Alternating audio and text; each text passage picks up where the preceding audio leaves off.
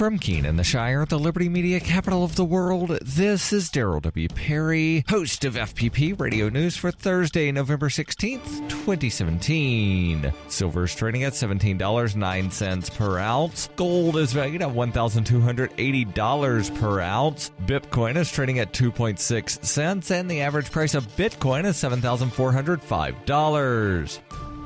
Antiwar.com reports continuing to deny reports that he is being held against his will in Saudi Arabia. Lebanese Prime Minister Hariri has said his intention is to return to Lebanon in the next 2 days. Hariri has been reported to have left Saudi Arabia several times in the last 10 days, but always ends up having never left Riyadh. The European Union on Wednesday reiterated that it's important for Hariri to be allowed to leave, and the Saudis ought not meddle in Lebanon's domestic affairs. That's not exactly Saudi Arabia's position. They've been talking up a declaration of war by Lebanon and conceded with Hariri's resignation from his premiership, a resignation that, according to media reports, the Saudis wrote for him. Hariri had claimed he met with a top Iranian official before he left for Saudi Arabia, claiming a tense meeting in which he demanded Iran stop interfering. Iran confirmed the meeting but said Hariri lied about the contents, claiming Hariri had offered to mediate Saudi-Iranian tensions and that the meeting went well. You can support FPP Radio by joining the Fans program. Fans are friends, allies, and Numeri supporters. Fans help FPP afford to produce more original content. To learn more or to join the Fans program, visit fans.fppradio.com.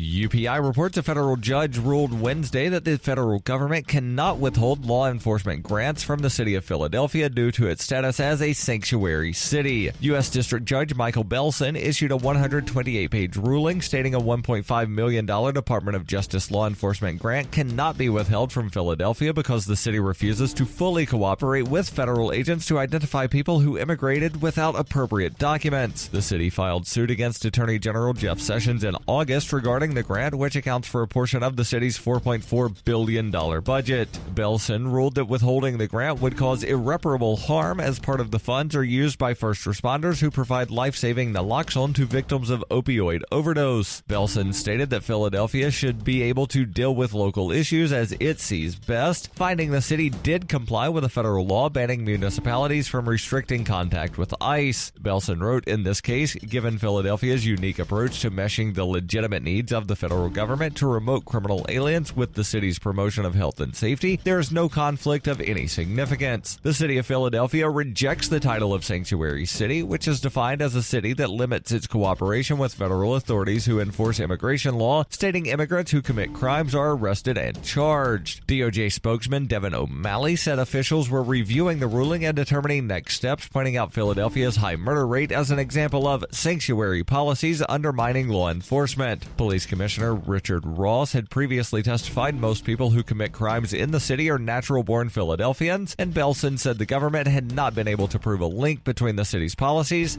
and crime.